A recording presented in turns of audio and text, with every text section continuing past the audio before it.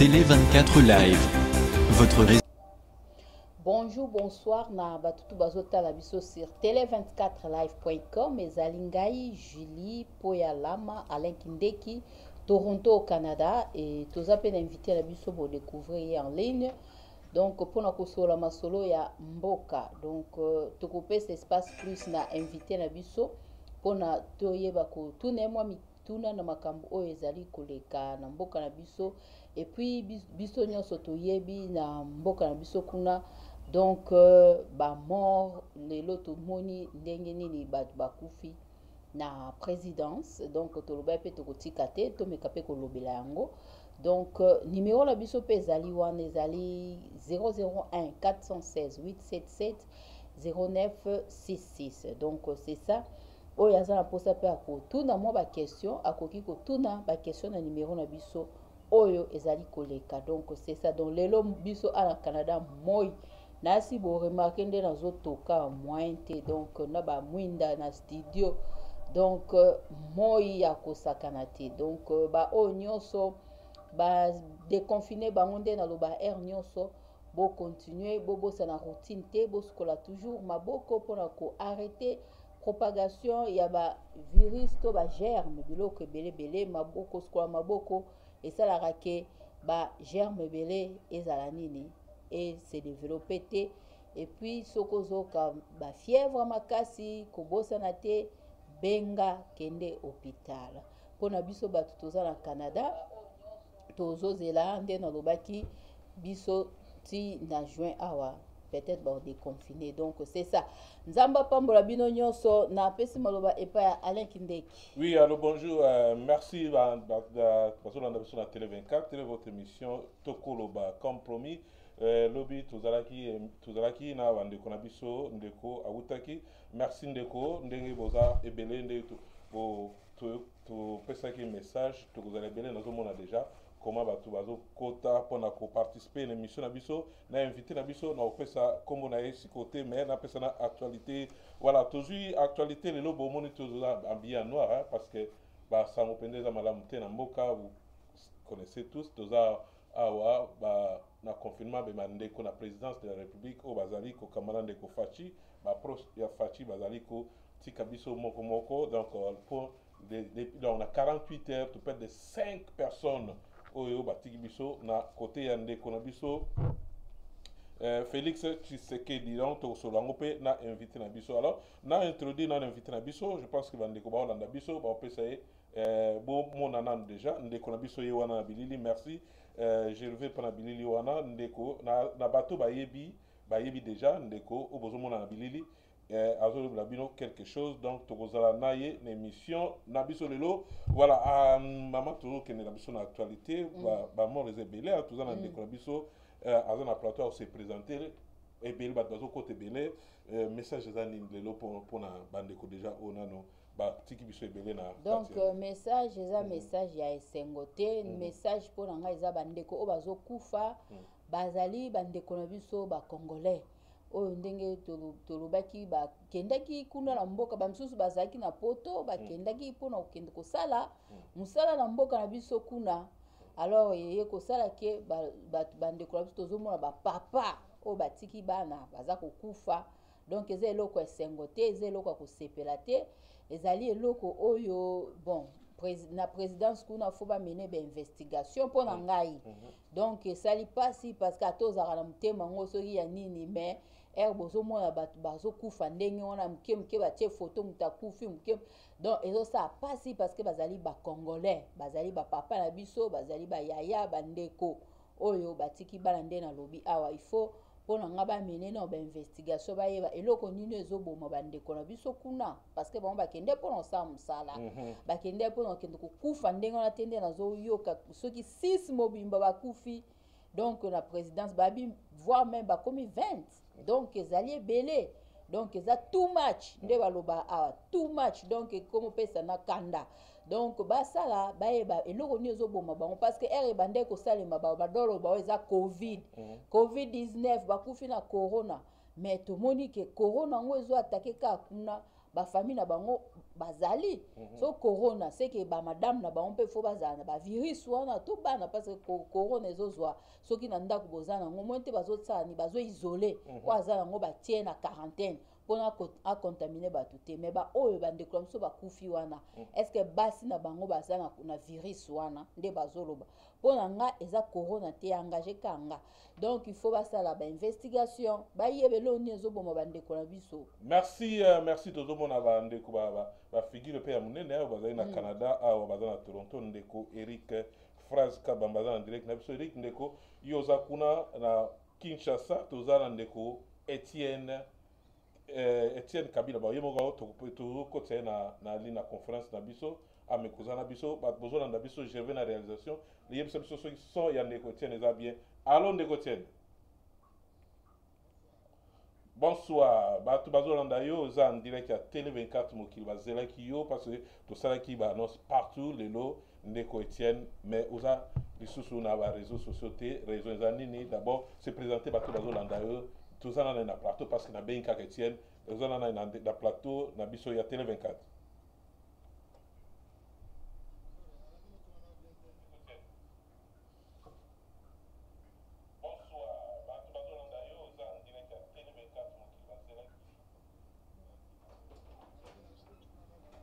Dans le bio, on s'est présenté, bande de Guazo en deux belé.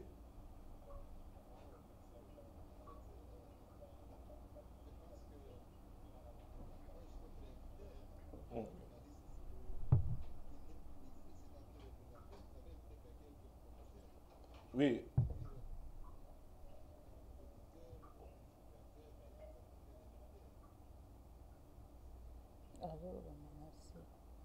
Le son. Son a réseau bima moi mouké na C bande oiseaux réclamer aux autres na C ma casse c'est ça j'ai disais au Congo la biso n'est pas badalanda a retour na biso to lukato zo retour ils appellent na C ma casse pour la permettre bande walanda biso est-ce que je vais besoin au très bien.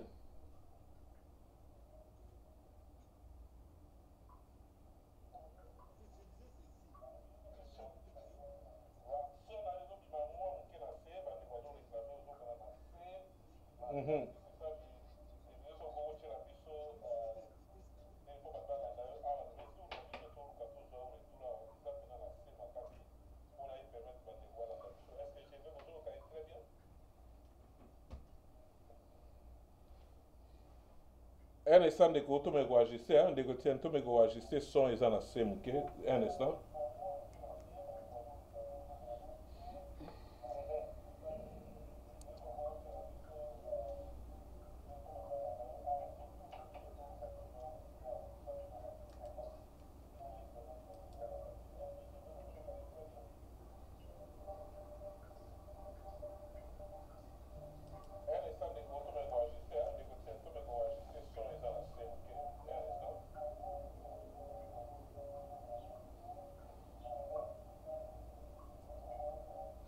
Ok, ndeko toko sala boye nabenga yo na WhatsApp oza numéro mususu wana na comme ça to so na WhatsApp image ne tikala wana benga na numéro mususu wana to tikala image tikala comme ça o bimaka na audio na WhatsApp ah.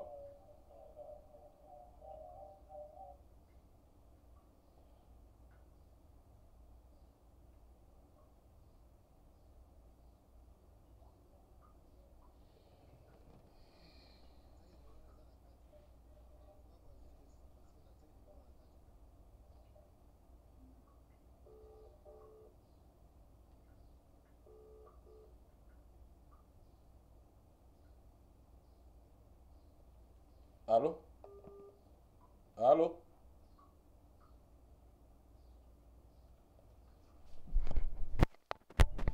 Allô?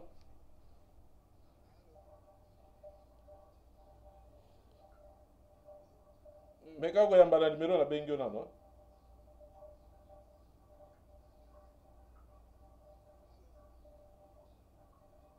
Un instant, on va tout mettre en quoi ajuster.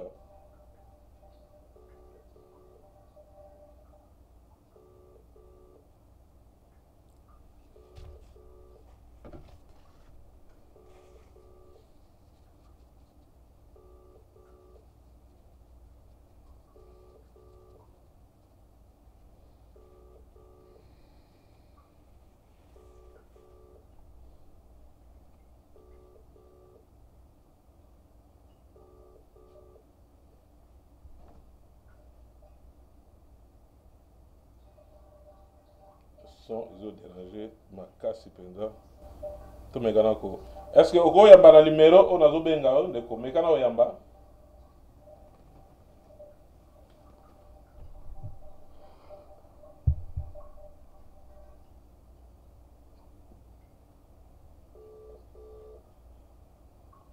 est-ce que ko yamba ozo yamba téléphone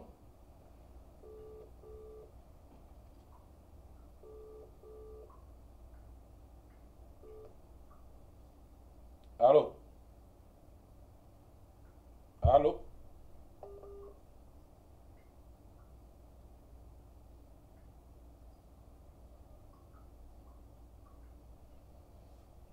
silence un instant ba négocier la réalité technique hein? Donc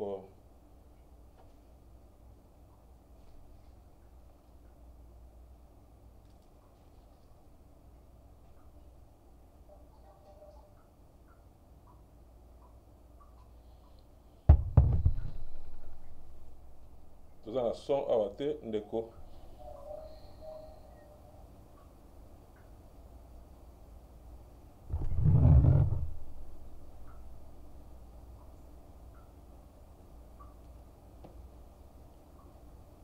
allô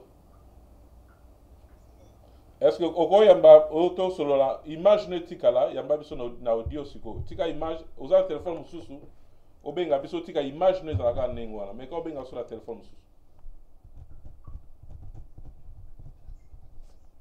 yango nalobi meka kobenga biso na téléphone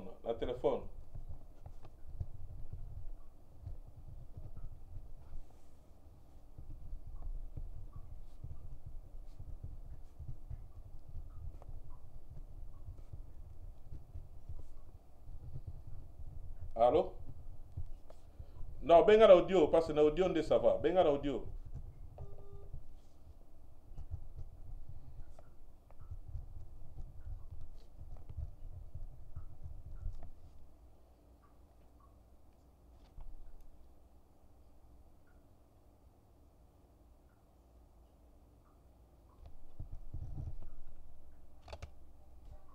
allô allô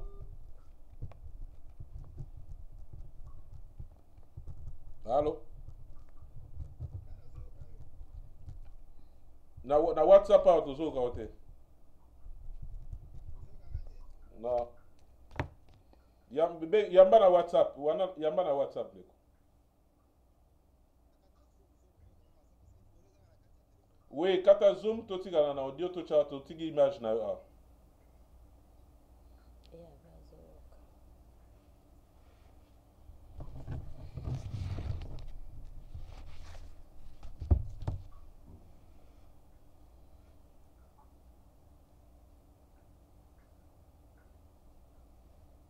ndeko soki oza na deux téléphone totikali moko na image moko totikali na WhatsApp ekosaka permettre biso tosola bien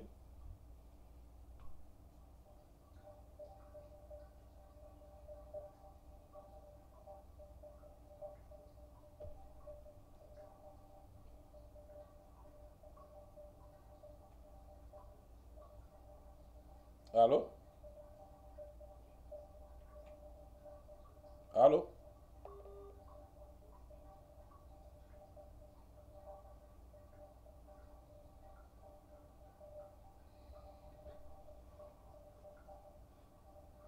aïe aïe aïe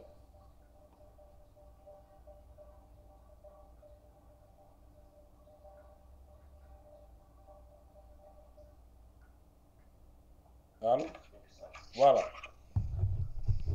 allô ouais tozolanda o bien sikoyo na je pense que bandeko bazokapte yo to vérifier son ya ezobima 565 hein? 565 son voilà tozolanda o 565 voilà totika image ya nini ba je pense que bandeko bamoni image wana bacomprendre déjà totuna ndeko toza na ndeko na ligne ndeko Etienne est-ce que se présenter na bandeko bazolanda biso yango nalobi boye monsieur Alain mani nga naza invité na bino sur la partie ya bino bajournaliste po présenter nani bo invité non yango nalobi toyambi Etienne Taratibu Kabila yango natuni nani qui est Etienne Tibou Kabila? C'est ça la question. Ok, merci pour la question. Merci pour la disponibilité de merci de m'avoir aussi invité. Merci pour la bateau, nous sommes en Abisso pour tous les gens. Bon, je suis content que nous sommes en Mboka na Bouture Lelo. Voilà, tous sur la bise ça retourne à plateau à savoir.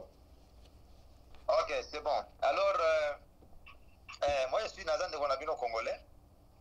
Je suis citoyen congolais. Je suis né en Tanzanie, en exil, là où était mon père, Laurent Désiré Kabila, et ma mère, Giza. Et puis bon, je ne pensais pas me lancer dans cette aventure de politique. Quand je voyais que les pays allaient mal, c'est comme ça que la Kotaki na Makambo, la politique, juste pour chercher à libérer mon pays.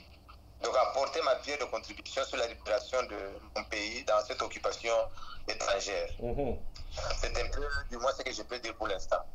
Voilà, ndeko ba sujet zebele makambo zebele toko solo la lelo na mamu etali ndeko na biso Kabila parce que lelo to moni ba frère na yo to kenena na to tunana no est-ce que oza informé oyebisa biso nani azali Ibrahim Kabila pa na yo avant to kota benda na mozindo parce que to mona ba combat na yo na Afrique du Sud ngai personnellement na yebi yo to mona ba combat na yo to mona ndeko Francis Kalombo ninga go luka yo mais l'équipe ba nebele oza susu na ba réseaux sociaux te yo go mona ndeko na yo soi-disant ndeko na yo tikana kena nengona parce que nano pesi biso ba précision te soi-disant ndeko na yo Ibrahim Kabila leki na télévision azo senga ba demande ya ba test ADN to ba DNA azo senga ba test azo senga ba droit na bino ya famille. Est-ce que ndeko Ibrahim Kabila? En fait, en réalité, pour dire vrai, Ngana Ebi Ibrahim T. Moi, je suis appelé depuis 2002. Alors, je suis là, en 2002, Ibrahim était en contrôle. Et puis, il était à Lubumbashi, moi, j'étais à Kinshasa. Alors, j'ai tellement conférence de presse, on a siège à la voix de 100 voix. Après, la Kimi, la comme l'Afrique du Sud. Na yoka ki kaka awa, il y a une semaine peut-être. Na yoki que atali audio ndia lobi no audio na kofa en Afrique du Sud, Etienne Kabila en Afrique du Sud aloba ki boina boye, na dingiba bomaye, tout ça quand j'ai auditionné cet audio là, qui c'est ndena mekaki bato bana kutuna seki na yete. Ndena mekaki kutuna et pas bandeko o bazana Lubumbashi. Bandeko bazana Lubumbashi. Bango nyos o na sola ina bango ba confirmer nga ke azamo na Laurent Désiré Kabila akola et pas yata bawa. Il y a aussi des amis oyo le ba ki audio na nga na loba ki na yete ne avec ka kata nkombo na nga mi na yete. Ils ont reproché à Singa Benga bango warbi non comment tu peux dire yete parce que tout le monde a akola et pas yata na yo. Moi j'étais au groupe na yete, ce n'est pas dit qu'il n'est pas le fils de mon père. Mais je n'ai pas dit qu'il n'était pas le fils de mon père. C'est la première fois qu'on a eu au cahier. Après, c'est comme ça. Voilà, ndeko après tant baye ko kota na contact ba koto na contact na ye o comprendre que Ibrahim aza moko ya bino ya famille Kabila pour te continuer. Oui, selon les bateaux la famille nationale na bango, il est de la famille. Donc yo personnellement oyebi ndeko Ibrahim te beaucoup na été. C'est ce que j'ai dit. Merci. Voilà, token lelo en tout cas ba peuple na omona bato ebele déjà bazana ligne ne bazala ki na ni na yo ko bazela yo to yo galelo ndeko Etienne Taratibu Kabila a expliqué biso kombo ya Kabila lelo bato nyonso baza balati kombo ya Kabila. Est-ce que vous expliquer biso nano vie ya papa Laurent Désiré Kabila? Papa Laurent Désiré Kabila ti akene na kokufa atikala kozana nani na mama nini oyo zo reconnaître. D'abord, dès le bail makamba kombo wana ya Kabila wana. Na lobaki na dernière interview na ngai. Mutu moko te akoloba kola na kombo ya Kabila, c'est tous les enfants de Laurent. Tous les enfants de mon père mutu moko te oyo Laurent zaina maki akola na kombo ya Kabila, c'est faux. Même oyo azolo bazale kinaye wana Dieu donné Kasongo Kabila. Ce n'est pas Kabila. Kombo na Dieu donné Kasongo Kabwa. Après la mort de Laurent Désiré Kabila, il y a Mibambi pe kombo ya Kabila. Tout le monde connaît que c'était un demi-frère de Laurent Désiré Kabila. Le grand-père avait 4 femmes. La première femme, déjà, n'est Mafika. Laurent Désiré Kabila na Hortense Kibawa. Dieu donné qu'à son gabotama la troisième femme. Et ça, comme on les a Nyota.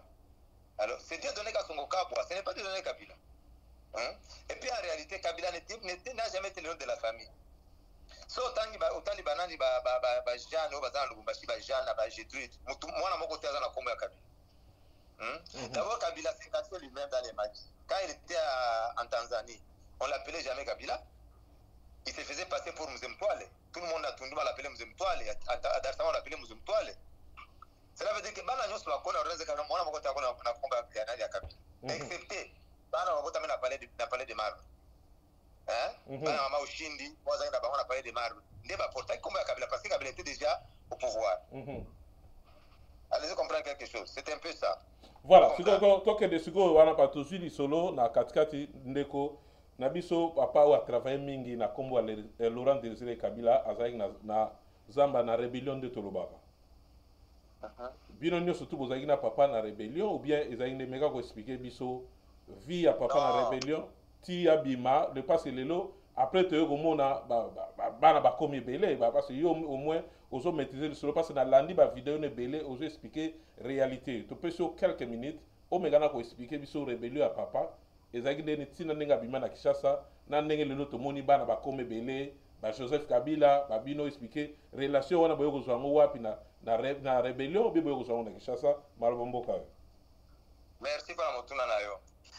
Après la mort de Patrice Lumumba, ça ce sont des explications de ma mère, Marie-Françoise Kiza. On va toujours à Kalemi, parce que moi j'ai grandi à Kalemi, au nord Katanga. Après la mort de Patrice Lumumba, Laurent Kabila a dit à sa mère que je serai notre Lumumba.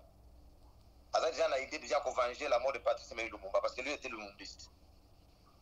Vers 1963, à Kalemi, dans Kalemi il y avait notre gouvernement de Jasso Sendwe. Jasso Sendwe était opposé à Tchombe. Parce que le gouvernement est Nord Katanga.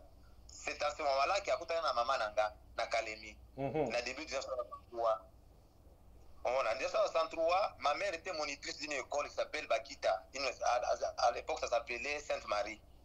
Après, ma mère elle est partie en Europe faire son stage de pédagogie. Elle est revenue vers fin 63.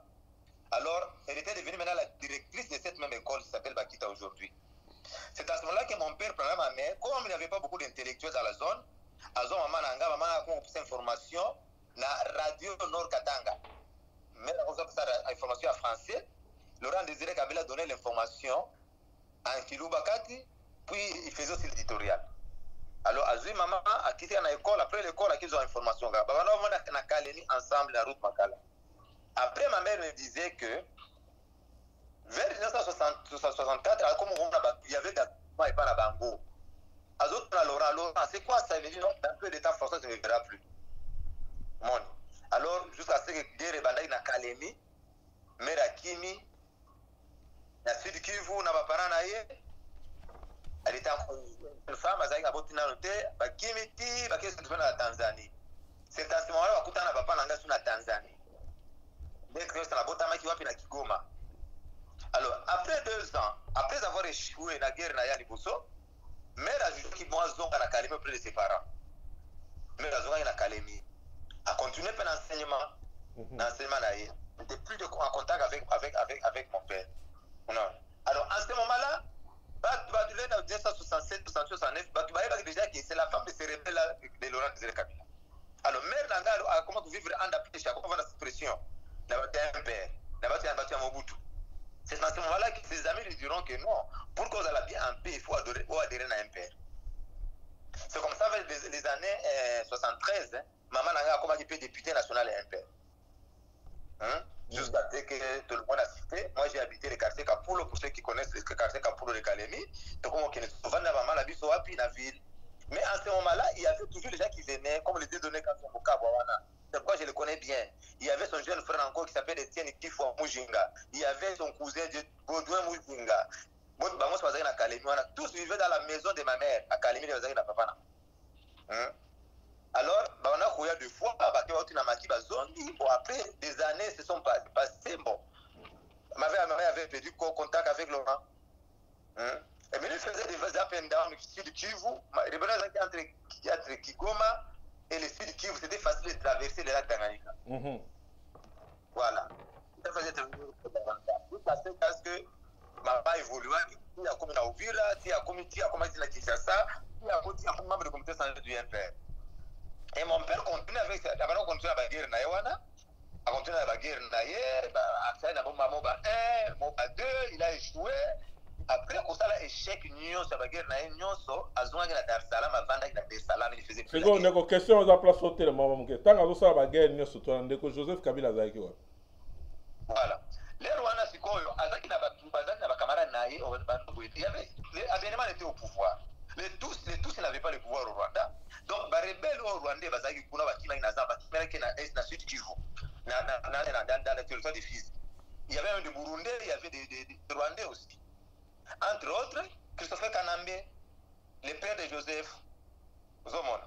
Ce qu'on attend, on a ce qu'on les 1980, les Rwanda, après, Bazonga na Kigoma. Monsieur Mobutu, le président Mobutu, a Tindaka Batu na Kigoma, Baké corrompre Christopher Kanambe pour empoisonner le rang Désiré Kabila. Alors, le rang Désiré Kabila qui est informé dans les Cambouana, il y a poison. Alors, il dit, tout à l'heure, il y a Kigoma. C'est vrai. Il y a ça, il y a un sponsor. Tout le monde a Zamba, tout est fait facile, tout le monde a Mobutu. Il y a Zamba, il y a Kivu.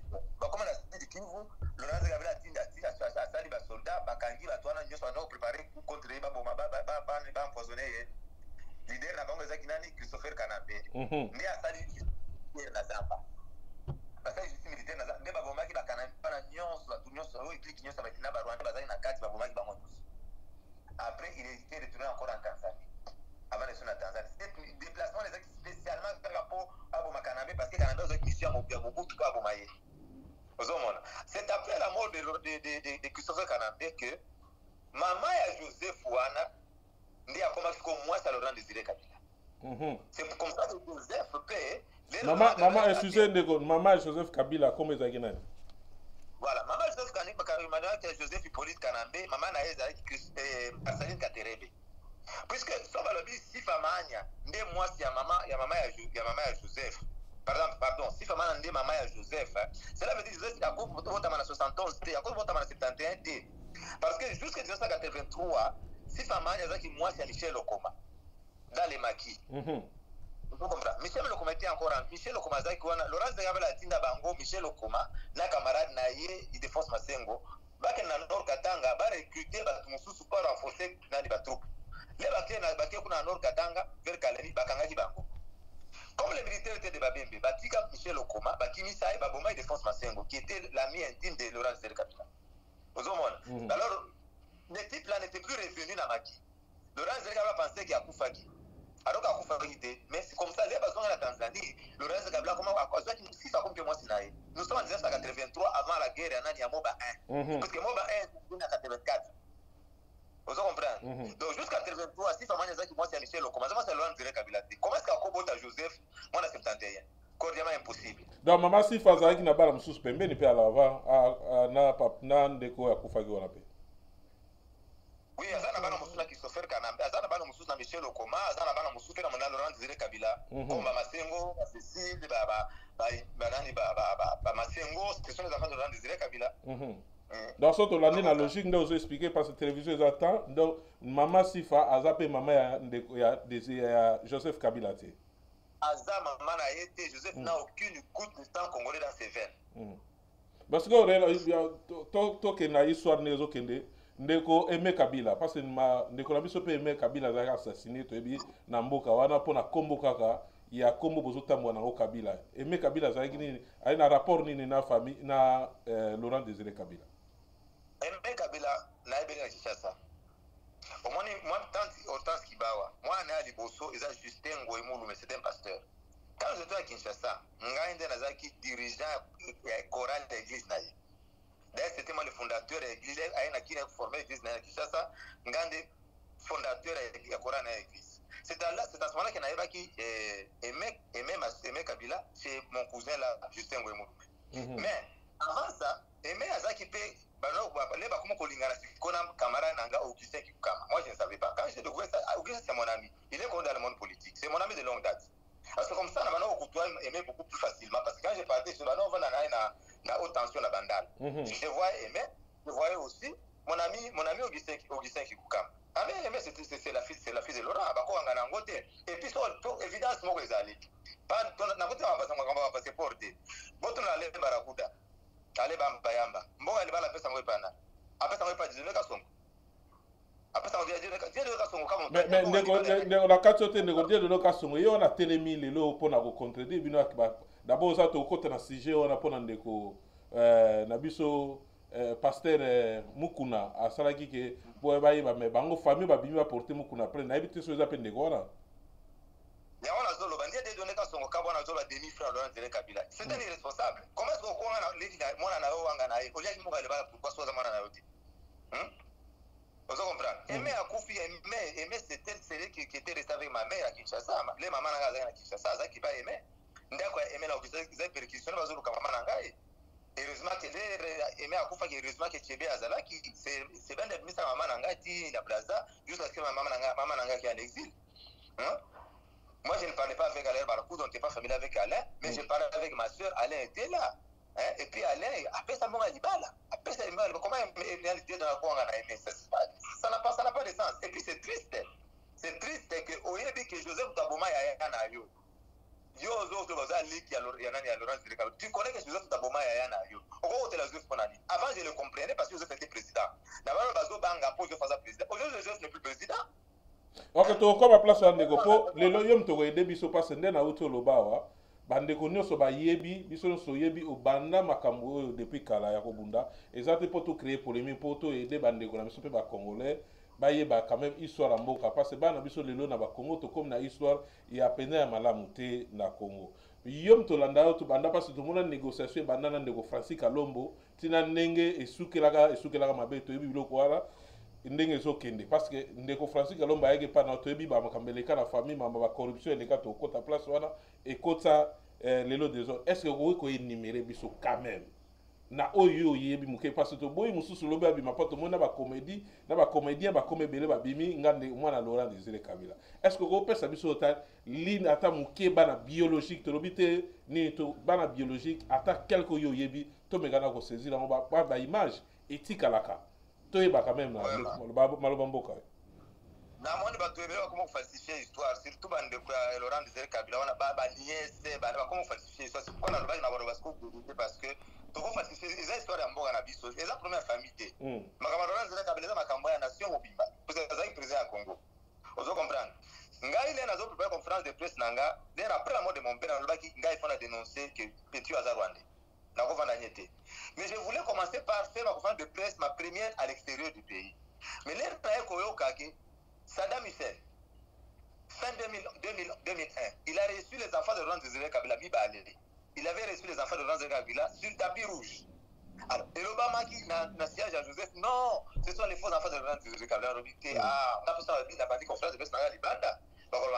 C'est pourquoi on a décidé sa conférence de presse à Kinshasa.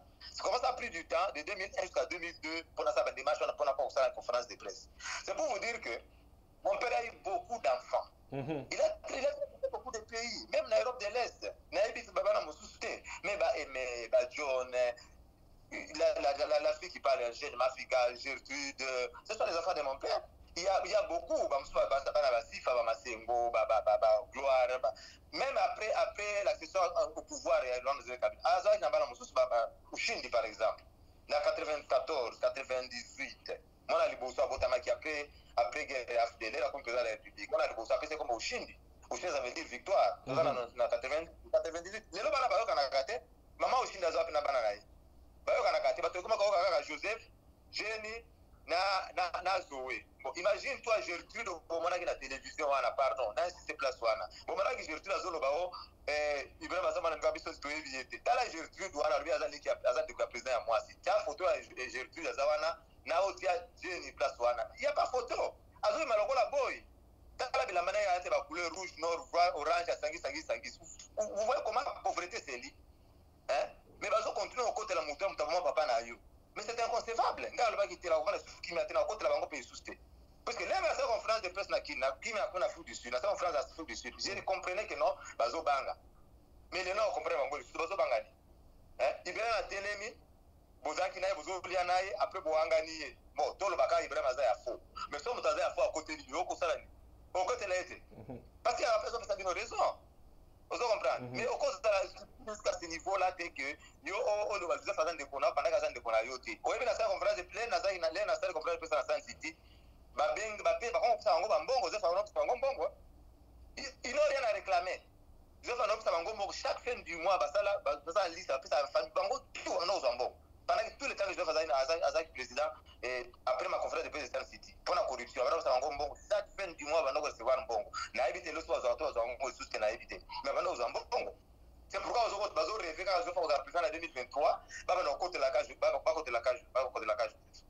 Siko ndeko to avancer ndeko siko Joseph Nabino ex-président akomaki na kombo ya Kabila ndeni esaleki azala proche parce que lelo bato bakoma olobake ndeko erreur mutacha biso na erreur eza ndeko excusez Laurent Désiré Kabila parce que ya leka na ba télévision leka pa occidental lobike nde Joseph Kabila aza mwana na ye esala niveau esala nini ke epo ekoma na niveau wana maloba mboka oyebi Joseph akola andaka Laurent Désiré Kabila na Dar es Salaam azali na ndako na ye puisque Joseph Laurent Désiré Kabila azwaka mwasi mama na ye ekoma mwasi na ye c'est tout à fait normal Joseph Abenge papa mais Joseph a gagné à Rwanda avant puisqu'il faisait les taximens à Dar es Salaam l'air à l'endroit il est parti au Rwanda après même ça à Rwanda il était beau chauffeur à James il a piqué puis il y a James Kabarebe et après quand la FDL est venue il était déjà militaire l'air aillé c'est pourquoi on va tourner que Laurent Désiré Kabila il parlait de Joseph mon fils c'est ça qu'il avait dit c'est tout à fait normal quand on parle de fils quand il y a un enfant adoptif c'est ton fils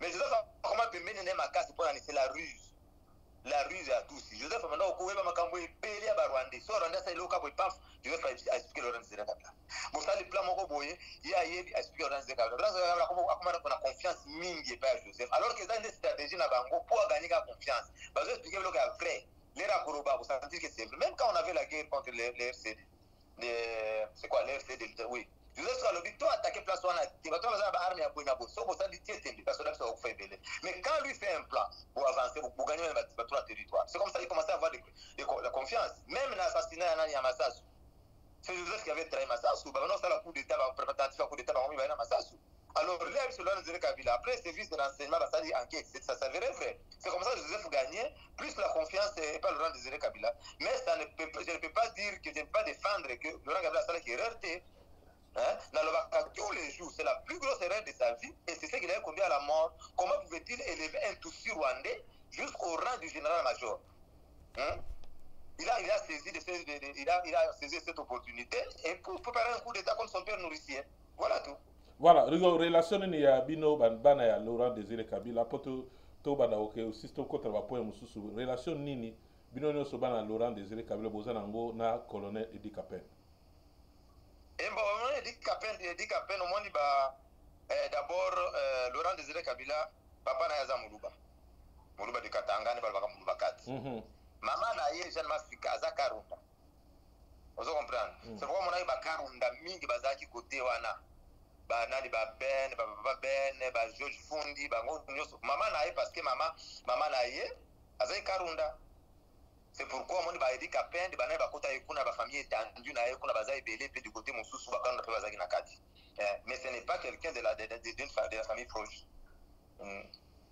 Voilà le lot gomi les confusions de tout ça on a c'est l'histoire bande ko na biso Kabila baza ba ngombale baza ba Shimona ndeko Jeannette siko ko relation de Jeannette bazaki mwana ya papa ya maman moko plutôt na ndeko Joseph ou bien yé azalaki ne toyoka kaza tante na bango bakote kana histoire yum toza mieux placé ko expliquer biso histoire wa potokota likambo ya Aden sikota na Aden bozo ke nango parce lelo so bokele na Aden répondre na pose à la confusion oui que l'air na sa conférence de presse na Sun City les Joseph Atenenga Francis Kalombo to négocier après ça la première phase de Francis Kalombo était dit que non $2 millions c'est rien pour le chef de l'État. Je ne vais pas entrer trop en profondeur l'histoire de Baye parce que on ne peut pas négocier avec un imposteur. C'est pourquoi moi je ne me bats pas pour devenir un fils de Laurent Désiré Kabila. D'abord on a souci Francis Kalombo va être négocié parce que Joseph reconnaît moi comme un fils de Laurent Désiré Kabila. Anyway, bon, dans au même moment les atinga to négocier na place Kalongo atinga basala film documentaire moko boye. Tout ça, ces films, il ne parlait que de moi, il ne parlait que contre moi, tout le monde parlait contre moi. Mais si on a dit bien un film, on a encore remarqué, il y a Jeanne, ma fille, c'est la fille de Rwanda. Elle disait ceci. Elle dit, papa n'a pas ma passe, va tenir la vie sur photo. Il y a ma passe. Avec papa, il ma passe. N'a pas de tout la défi. Alex, la photo. Joseph, Nadjen, ma passe. Na maman na bango sifamani. Photo comme on a vu sur la table, côté comment on a pété. Baza va passe à tête. Hein? Bango ba sentira qu'il y a une âge moko boye ezali entre Joseph na Tika tout chango ba pasa. Baza ba pasa te. Ba to pesa Joseph ba kombo ba kabangi wana mais ba vous a poursuivi pour la autre raison. Ba to zo nyo so te ba do la Joseph faza mana la de Kabila. Après Joseph akokima na Congo. Il faut ba to nyo so ba kanga pour la autre raison. Ils ont trahi la patrie. OK, tokende siko likambo ya ADN. Likambo epanzi makita oyo lelo tomoni ba pro Kabila ba telemeli pe bino na ozana besoin otanga ba komba bato ba telemino te mais oyebi bazo traiter bino ba komonioso tantôt bazo traiter bino ba tribunioso tantôt bazo traiter bino na bango koto bango alingi mais côté ya famille bandeko wana misato bazana bazo répondre bino te bioza pour ADN lelo soka ADN ne bimi ndeko Kabila azan ndeko na bino ou bien soit azan la famille ya Laurent Désiré Kabila te bozana projet ni après ça. Est-ce que Joseph a ça test d'ADN et puis ça a des boxeurs dans cadre nini na ba condition aujourd'hui Joseph a un mot à dire na pays on va la test d'ADN ngani ngalo bango depuis 2002 j'ai parlé du test d'ADN Joseph soki azaki moi Laurent Kabila qu'est-ce qu'il allait faire il allait prouver aux Congolais on se base le bawana voilà j'ai fait dépasse au test d'ADN abengi ba médecin bon fiable banani source abengi ba médecin moko baza réputation ya bien à l'extérieur et tout bâtiment bazana qui fasse un test d'ADN pour battre magasin Laurent Kabila. J'avais même dit que même sous les effets de torture je dois faire un test d'ADN hein on va ça langote comment on va ça langote parce qu'il connaît qu'il n'est même pas congolais on va ça langote donc on a vu que ça la brouille comme un test d'ADN c'est ça depuis 2002 il le salé m'a pété attends les lots c'est un vent qui va passer. Tout le monde va au salé m'a pété, c'est un vent qui va passer. Sauf que nous avons expliqué tout ça la différence entre tout dissocier, il faut dissocier Joseph, la personne Joseph comme chef de l'État ou ancien chef de l'État et Joseph de la famille de Laurent Désiré Kabila. Selon Joseph face à la thèse d'ADN, il faut face à la pétition que voilà, nous Congolais, Tolingi Toyeba, nationalité, origine à Moutouazo, déjà pendant 15 ans. Ou déjà Moutouazo qui touche $670,000 américains dans Bombo Gaza qui est ancien président de Congo. Parce que là, c'est un problème national. Joseph était à lui seul une institution. Vous voyez un peu. Mais si on regarde dans le cadre de la famille va Kolobani, tu es billet, avant de qu'on a vu, tu as le Maïel, tu as raisonné bien. La code familiale congolais, c'est ce que dit la loi code familiale.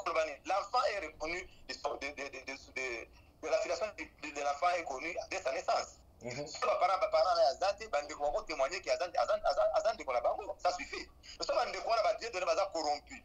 Le bien à la bango, au stack, ils sont tous au stack. C'est qu'il faut dans le Cambodge, il y a nation parce que Joseph Faza institution, Joseph Faza, Joseph Faza, un ancien président de la République. Tout l'andelaye comme ancien président de la République, il est ADN Jérusalem. Là, je suis favorable au test d'ADN. Mais si on met comme Joseph la famille, il n'y aura pas de test d'ADN. Donc ça, démarche, c'est mon cours de voilà.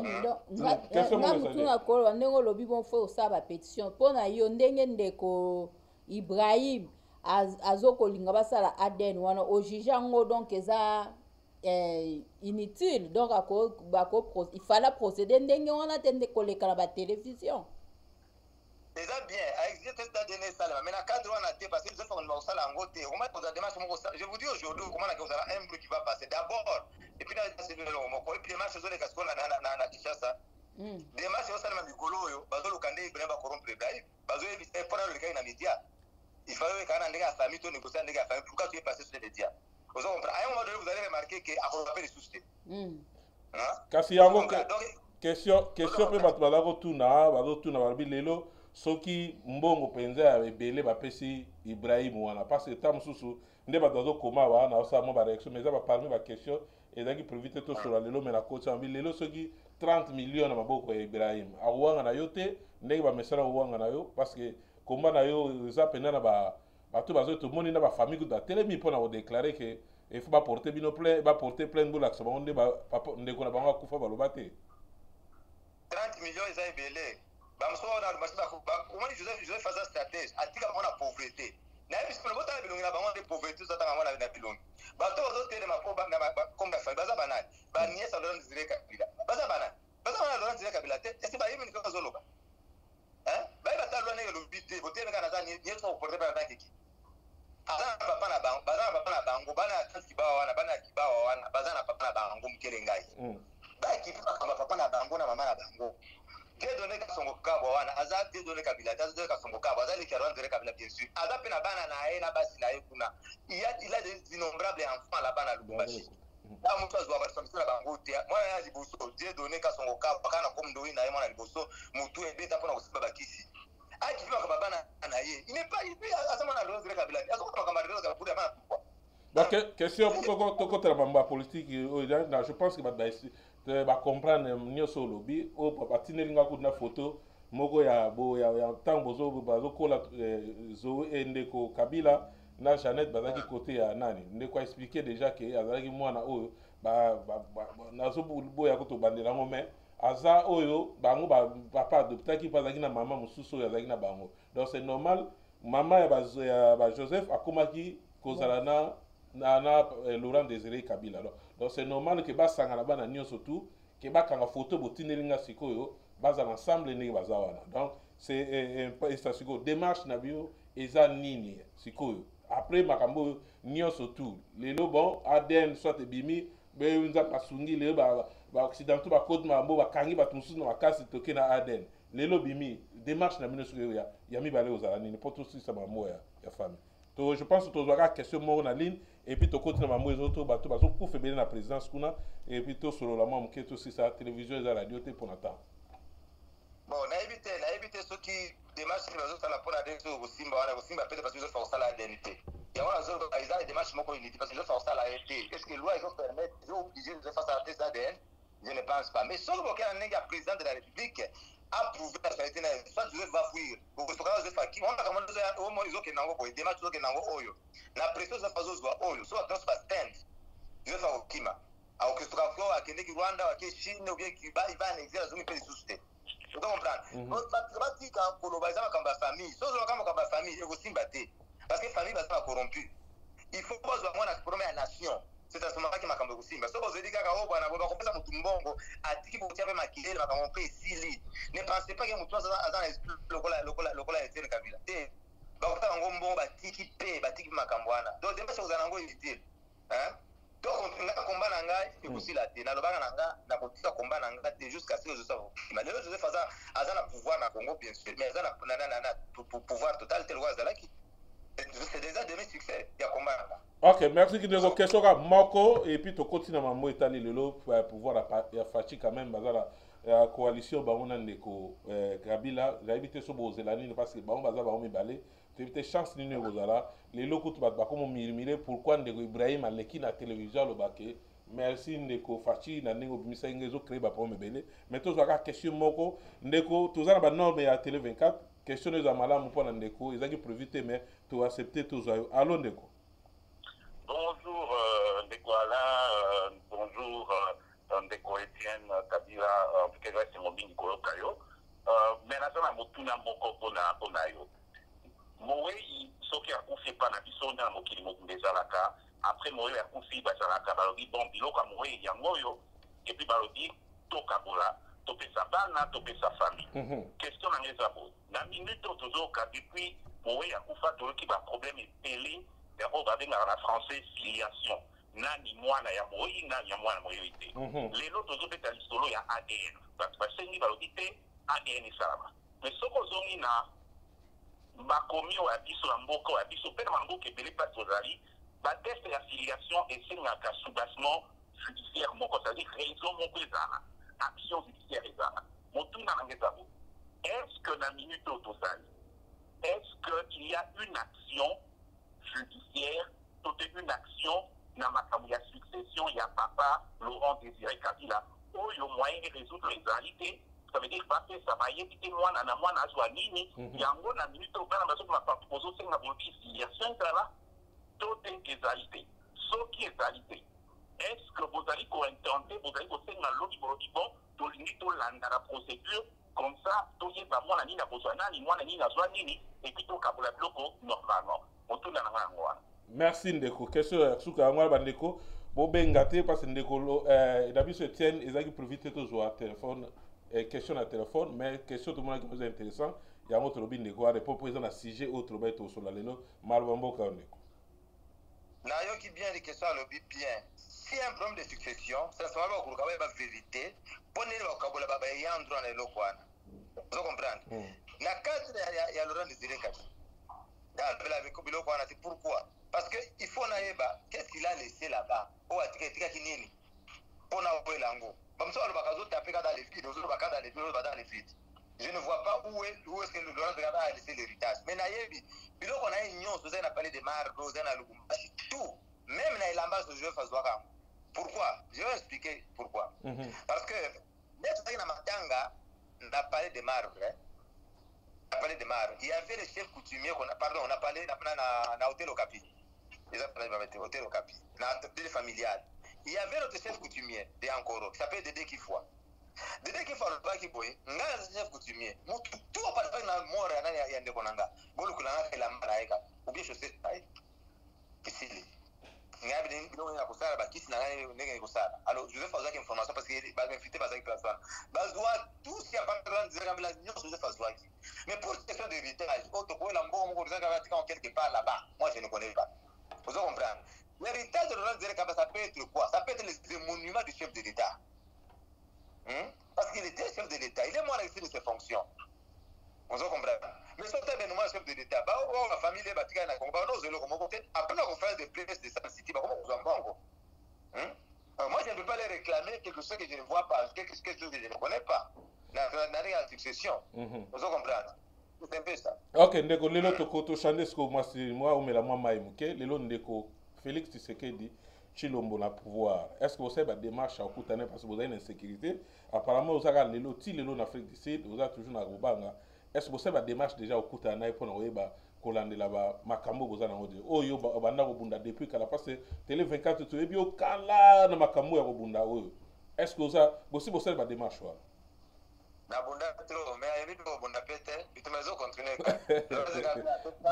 Est-ce que ça va démarche aussi salide? Merci beaucoup pour la démarche mon côté pour le président Félix Tshisekedi na sali démarche était. Pourquoi? Parce que la présence de la Kinshasa a une insécurité. C'est pourquoi ça démarche était à cause de la Kinshasa pour l'instant. Avant de en Afrique du Sud, nous avons observé comment se passe la politique. Je n'ai jamais entrepris quelconque démarche pour le président Félix Tshisekedi. Mais aujourd'hui, c'est l'année de Sigona, l'élo passe au lobby qui est pouvoir, Azar Kabila, Azar a pouvoir, Joseph Azar sur le pouvoir, n'est Azar Inamote. Mais aujourd'hui, c'est la score. Mais il ne faut pas continuer. Azar a pouvoir, Azar a poursuivi un pouvoir, d'accord, parce que c'est lui qui désigne le président du Sénat, presque tous les ministres qui les a désignés. Ça, on t'a dit bien. Donc, on comprend que Joseph Azar a poursuivi un pouvoir. Donc, le combat continue. Si on a manié Makambo, on a dénoncé les lois. Oui, avant. J'ai parlé famille, après j'ai parlé police, j'ai parlé politique, j'ai mené un combat politique. D'ailleurs, j'ai connu même des prisons. Mais après, l'événement à la famille Zongi, les gens me disent non, en tout cas, c'est l'occasion, il faut enfoncer le clou. Tout ça, enfoncer le dos, c'est le combat continue. Jusqu'à ce que Joseph Agokima. Donc, le pays est totalement libéré. Joseph est encore là. Aussi longtemps que Joseph Azawana, même le président Fatih ne fera rien. Même si avant 5 ans, 5 ans, vous allez avoir excuse. Ok, les tu as frappé, tu as déjà 48 euros, donc 5 personnes à présence à Koufi. Au Yébindé, ni ne marche pas, message est nini. Et ça, message d'abord tant aux Ouakiango, ils ont interpellé nini, 5 personnes à présence, surtout compter depuis que Fachaye, tout comme il y a plus de 20 personnes à Koufa à la présidence. Tantôt coronavirus, on a le baboué, puis on a un médecin pour te faire un diagnostic. Ah, mais ils ont le vélo nini, bah mort là-bas, tout à la présidence. nazoyeba te nazokomprendre te nalobaki na nga soki akufi te aza na prison so aza na prison te aza révoqué. Je m'étais dit mais finalement président akosala na banani ndenge azomituna. C'est à lui de voir qu'est-ce qui se passe. Il y a des fois ça il faut amener le service na mener investigation. Pourquoi tokozokufa bongo so aza coronavirus ezomoma bato mais baproche na bango mpe il faut bakufa. Et puis, seulement dans son cas, c'est seulement chez lui qui va c'est à lui d'ouvrir les yeux à ce qui se passe. Moi, je suis là, je ne sais pas couper ça ma réponse de façon hasardeuse. Je ne sais pas, je regrette parce que c'est le Congolais qui meurt. Voilà tout. Merci. Lelo, pour la ça, je pense que tu as deux questions. Moi, ça. Maman Olive à l'écran à la télévision, aux autres réponses. Message non, personne à Maman Olive. Bon, Olive n'a pas eu vraiment la pauvre dame. Mais oui, que hier, Adam Moutem, quelque part, à la Joseph, à Rose, après, il y a Yébissé, mais les lots, tu as pouvoir, les lots, ça quand même, des quoi pour les lots, tu as Abisso Missatou, Zoé, Joseph, na Joseph, ne bozo salam. Maman Olive n'a m'quête, yébié, n'a pas sambi, là, message pour PCA particulier, alors l'andayo. Même les Rwandais prient aussi, mon frère. Même les Rwandais, ils prient aussi, hein. Olive azanta mata malama zote azamute mamune mutumone azobana kimela ndako na incrimer qui tue les Congolais.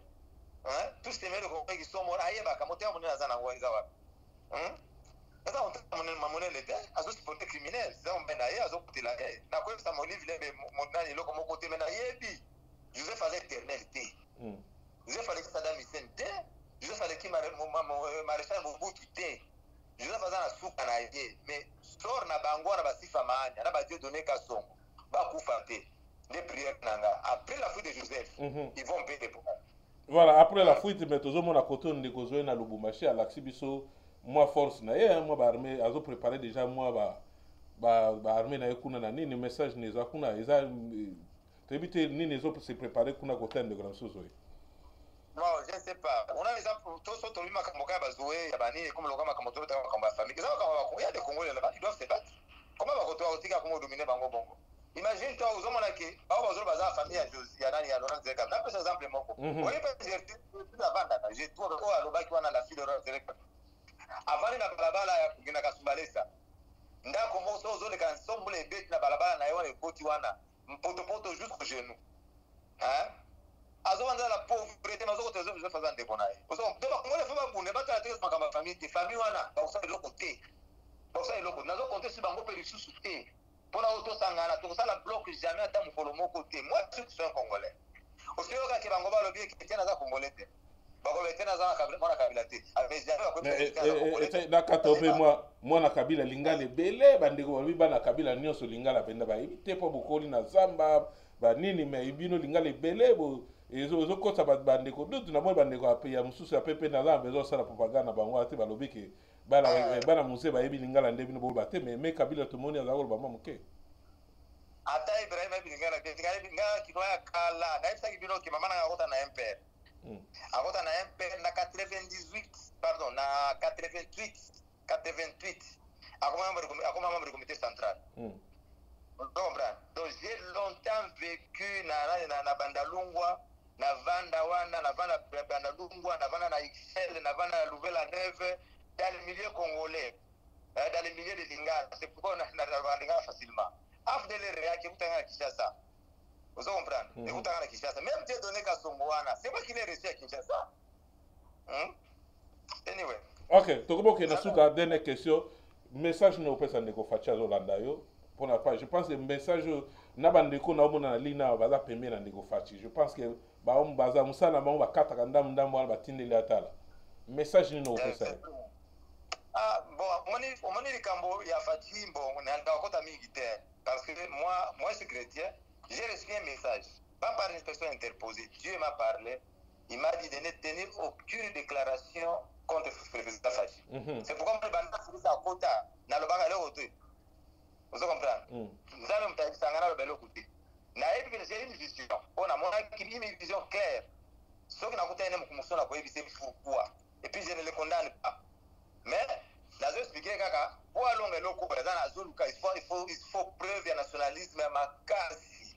C'est la vie ou la mort. Entre les là je veux pas kufa.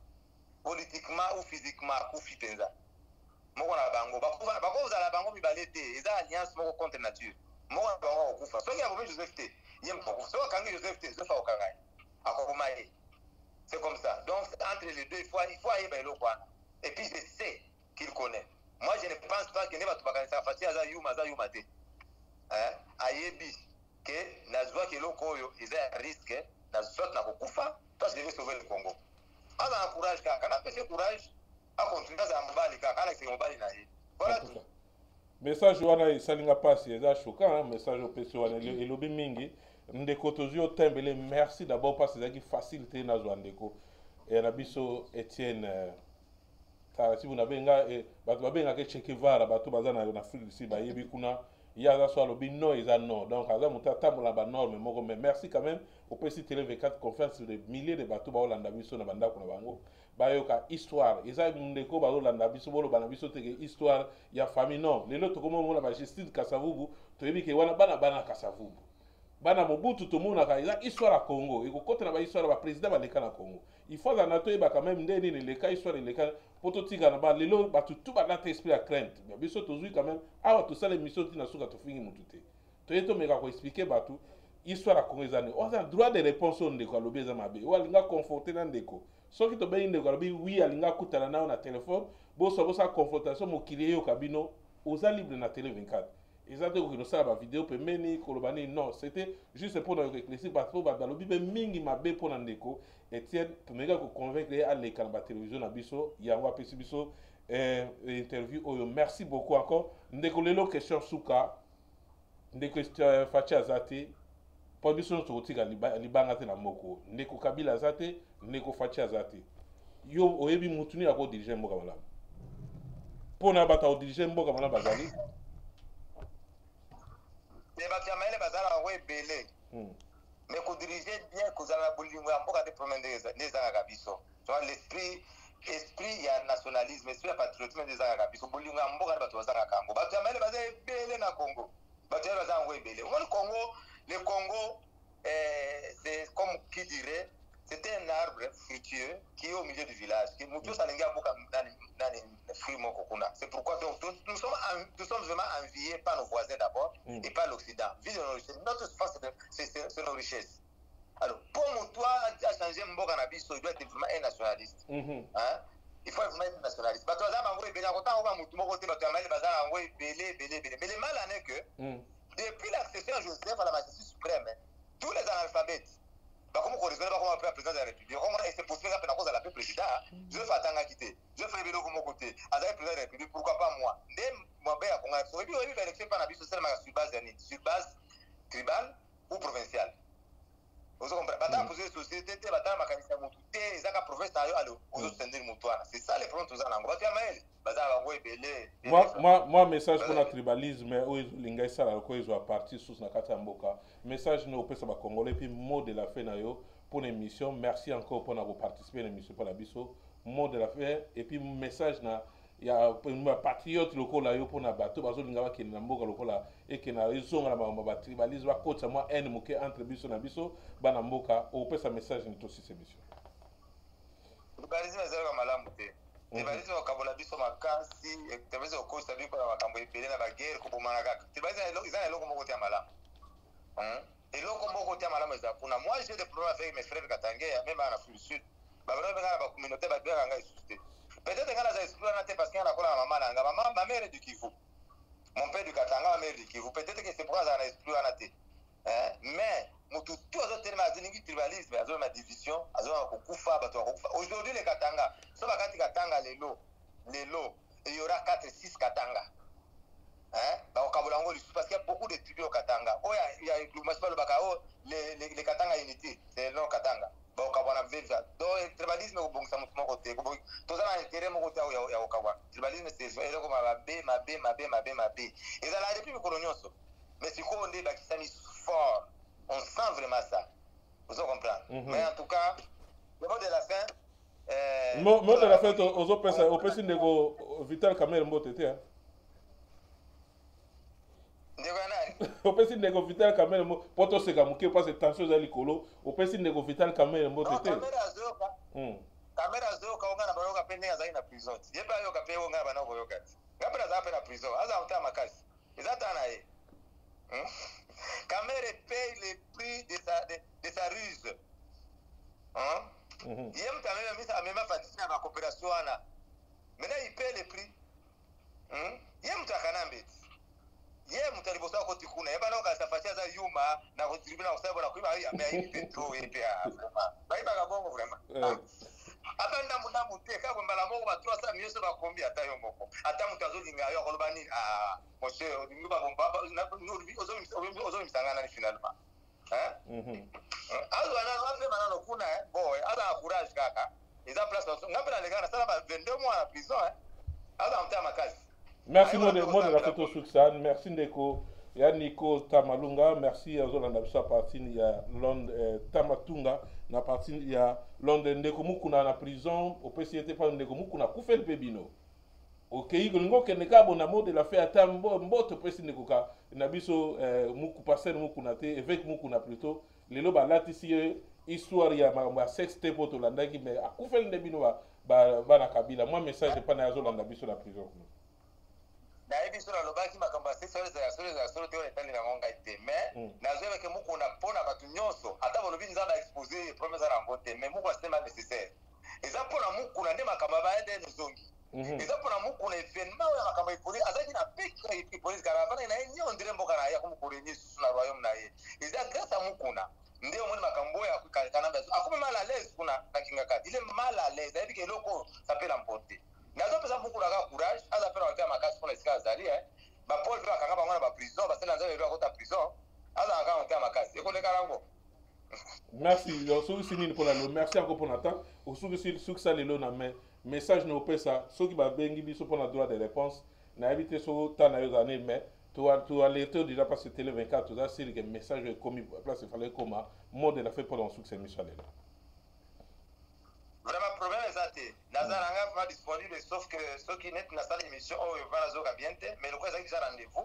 J'ai fait un effort à répondre à la question avec Tinasuka. Nazara pena ba rendez-vous sur la au cours de la semaine awa ceux qui ka temps et mon ami na kosala mais ba tout compte de ranga. Yebisa bango le ba koya boye na plateau na yo ba na komba papa nanga na bande ko na papa nanga.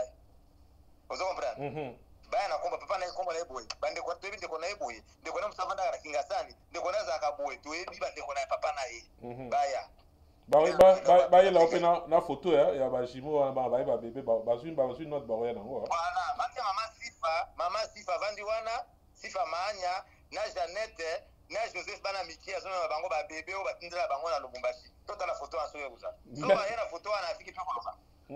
Merci Ndeko, merci encore Nathan Pesibiso. Je pense que tout ce que tu as fait, c'est allé. Nasuki wana na pesa na merci mingi bona tana bino pesa na merci parce que batu bayoki pe mongo na ngai fanya ko takuna pe ba kongolo bayoka na longate bayoka na bayoka ngakala bayoka isuke na za toujours na Tanzanie ba pesi yo mbote mo uti na Tanzanie Ndeko moka lobi azolanda biso à partir de Tanzanie aimable abala asende alobi on a eu bon depuis Tanzanie azolanda na évité so boyeba personnellement merci depuis so combo voilà Suki Satoken. Mwambie shukrani. Merci beaucoup Ndeko Totikio pour na lelo mission bandeko bolaki belé. Maman ko kolonga longolais déjà na ligne kuna. Voilà. Bozaki belé o ebimi na monoko invité na biso ezako concerner kaka yé tozwaki pour te pesa bino information ndenge zalaka na source parce que ba tout ami belé je pense que boyoki ba pro gauche ba pro droite nga item na lobby bo ça sur la vidéo permettre so za na droit à réponse télévision ezali ou bengi biso to ko proclamer yo so za na bezo kutana bango yemo ka lobby aza prêt à kutana mutu nyoso za na ba prévaya ba kuta je pense que je vais au meko bongo sa techniquement mon pour ba image eza benda mala mingi pour ba kuta ba sur la tête kutana ba problème technique et mbala au deuxième fois je vais en tout cas ça la go bongo sa télé 24 et ça va bien pour na bato ba landa biso partout au bazali ça on va bomoni le tout ça ba noir ba nini donc eza pena malamu te ba o bazo kufa na présidence ya ba ndeko congolais to tika na no bloc to yebi kinde go fachi o mutu na mtazo zo na ndenge na ye asali ayo bazui o alobi asali bo mais o bazo kufa eza ba ndeko na biso ba congolais to compati na ba famille wana soki ba yokaki pete ba ko ba problème nzambe azwa charge na bango mais biso o ba kufi nde to perdre batama yele belé to bandi na papa na sojira mulumba to ke na batama yele belé baso kufa ka côté ya ba Congo ezo sa pasi eza pona ko sekate bende ko fachu be ko seka batu mususu baza eza pasi o ko sanga batu ba kei batiki bana ba mike musu na yoki batiki bana ba 12 ans bana ya mike donc ezo sala penda pasi mingi et puis na tango ko bokufi la batebele boy et ça ni nte ba ça la fête ba mela poste to kufi la batebele donc to compati na ba famille za merci bonake belé en tout cas boyeli musanga lelo tokotala ba kombo bende belé te mais merci na ndeko bibi mboza na biso merci ndeko Nico ka natangi déjà na kati ya Londres merci na Raphaël Kinde qui pazola na biso merci na bato nyonso osuki sinima pona donc na kolobakara ndengo lobi que bato bazokufa wana ba bandeko na biso makamba ko sepeleza te parce que ba sepela d'abord na liwa mutu te donc ndenge bakufi wana ba papa nde na loba na debi baza na bana batiki bango ngala onsenga kaka parce que normalement ndenge zana soki ndenge bandaki bato bazoloba ke bo fungola misu il fallait déjà ba bando fungola misu parce que ebandaki déjà na moko ekomi D ekomi ebele il fallait déjà ba bando sa ba investigation po na ba to koma nombre auto comité nde tozoyoka susu ke ba misusu baza susu maladie na clinique ngaliema donc ekomi tout match ebele il faut ba ça tout ba yeba qu'est-ce qui se passe est-ce que bazo sa bango autopsie ba wana ba kufa ki ba yeba soki ezelo nini o ebomi bango en cascade ndenge wana donc eza souci ya biso nyos to lobate ke o eza bazwi parce que baza ko sa bote ezali bandeko na biso nde bakufi o wana baza ba congolais nde bazokufa alors basa non ba mener ba investigation ba sala autopsie ba yeba eloko nini o ezoko boma bango et puis ba misusu baza na hôpital yango ba yeba qu'est-ce qui se passe que batu bakufa ndenge wana parce que c'est ça la passe vraiment et puis ko loba makambo ya tribalisme nde na loba nyonso biso tuto ba congolais donc ba o batutisi baninga mabaku c'est vrai ba msusu na mona na ba commentaire ba so ba to ko intervenir te parce que ba finga ki biso ba kombantaba te ko zala na mutema mabete ke o ba finga ki biso o boye tout ça là donc soki bat basengi bolimbisi bango parce que baza bandeko na biso mutu to asala berreur mais bino bomoni ke bandeko na bino bazokende kokufa mingi faut bofungola misu biso nyonso tofungola misu sino te tala nde ekomi ba poison ndenge wana ekomi lokwa culture na biso biso to na culture wana ba poison te donc c'est ça nzamba pambola bino nyonso kimia nzambe eza na biso nyonso. Merci Armand Manto na Suisse merci bandeko bele ba Holanda biso ndeko moko alobaki yango il a prédit avant kindeki ndeko wakanja na otanga komone wakanja 365 asala video agangi abi 2020 bato bakokufa na ba poison et c'est réalisé ayokaki nini ba video musu bo négligeaka ba to traitant de quoi na nenga otete malgré position na zana ngo wana mais lobaki déjà que na poison ezotambola na présidence bandeko bokene na boulevard na côté ya JK soza comme ngana tika kombo wana soki koma komo nini kuna bakare ya présidence ezaka na 16h 17h mulo kwanti coin so ba wuti musala ba kenda osala nini place wana ndeko lela ta kabilo tozofinga ese nana ebi apa ba conseiller minene to yebaki ba nemi quand même ba msuto yebaki banani wala kuté ba directeur na ya cabinet conseiller kabila na yebsa ngai to ba conseiller to kenete ya Kagame conseiller Kagame na yebi lelo to komona bandeko moi pense ba pesio oliaka friti na Canada ou na ba Paris kuna okomi na Congo no mona conseiller azo kanga photo azo lia frite azo mela akomi ba kamwa azo potinda la ksaba dans la photo mais a coup ba frite tozo kima pour ma boumwezo ya minene ba ni ba santé zo ya tozo contrôler ngote mais ozo comme batu na conseiller à présidence chaque jour na soki musa ici na 17h 16h 17h bazalaka ti na ba extra ti lobi wake musala na projet kamine soki na nganda bango bakenda kuna bapesinga komu na boko sala pibisa nganda basala nini lelo e komi bako bakolobela bino moko boyebi makambo ezo sa et puis bato bazokufa bayebi pourquoi parce que ndeko wakanza za wana na Congo batu na pourquoi lobaki ndengo wana bako en tout cas nzambe boli musanga suka Pour la macambonette, c'est la présidence. Biso toyebi ke bato basala la présidence ba comme plus visé. Alors il faut vous la discrétion. C'est ça. Donc ba mutu azo sala net ndé olobi o mutu asala na kala ese biso bande ba bata mobutu o ba bande ba sirete. C'est pas sirete national. Donc ezaki pasi po yeba ke o asaka na président. Et puis na lobaki loko na débit ke ndenge nini makambu ya présidence ebimaka libanda likambo ya confidentialité to loba wana be mission que confidentialité zate makambo za pour la présidence pour ebimi libanda. Comment est-ce que ça sort même biso tozo sala ba misala bazo sinitseyo mikanda ke awa confidentialité makambo so ke ebimi libanda kolongwa musala.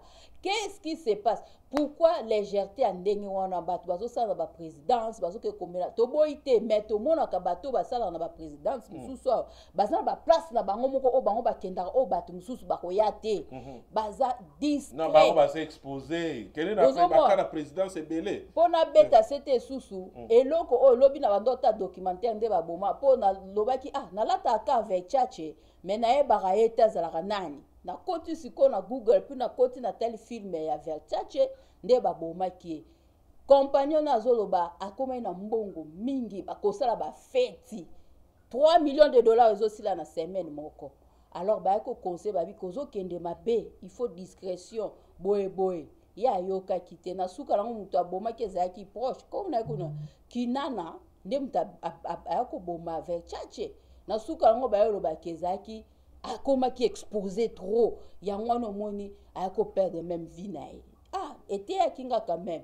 Donc pour la koloba que ceux qui au komi kaka déjà na célébrité au komi ko matoza déjà na ba rangwana il faut sécurité à makasi ezala na nini tende na landaki même na ba documentaire ko Kabila le père balinga ki baya kotala ye babi ote eza bato bazo sa pona ba botika e baleka et pas Mobutu ezaki ata mwana na ye ba fuye ye ozo ya boyo avokota même na ndako no mo fo ba fuye yo comment ba koza la confiance ote na oketa président na ndeko kwa président ezaloza ndeko kwa président ezaloza cousin erozo ya déjà na palais wana fui faut pas fouiller yo donc confiance ezate so batu ba comme na niveau na ba la confiance batu pas ndeko mo kutabakisi awa depuis Rwanda comment ndeko na ebite so ko lingala tanga komona ya muchacho ya bako abo achepe komo mo ano alobi depuis ba Rwanda ba koma na Congo ba restaurant tout ya minene boyebi na ba Rwandais ne baza kuna wana ndeko mtabuto komona so tout à l'heure ba restaurant ba bar ba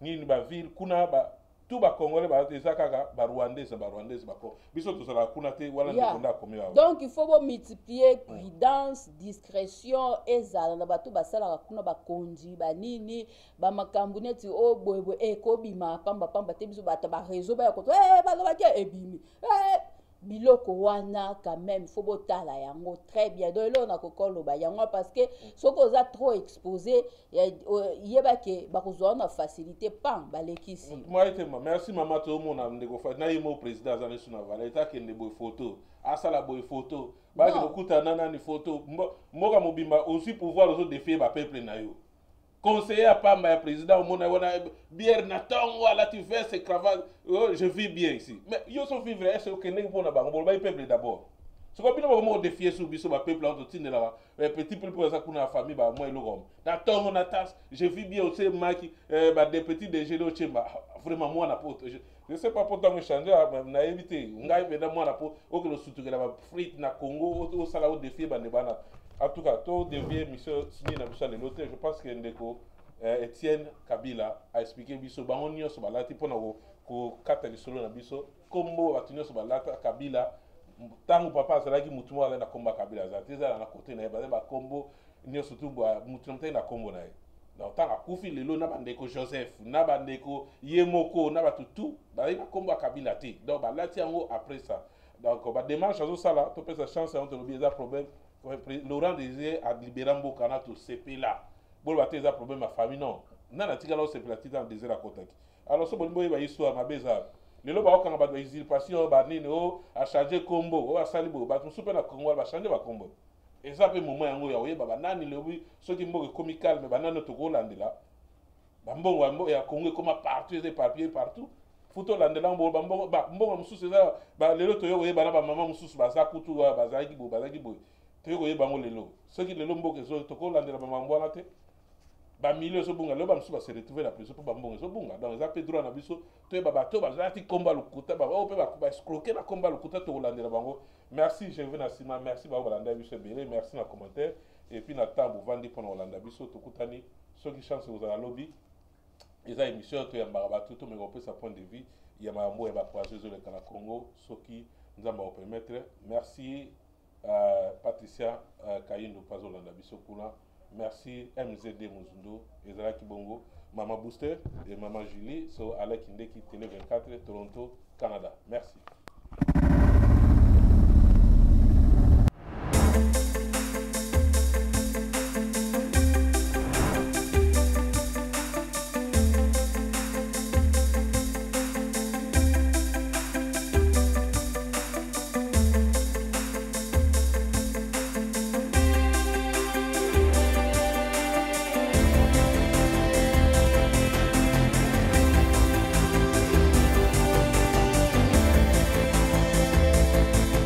Télé 24 Live. Votre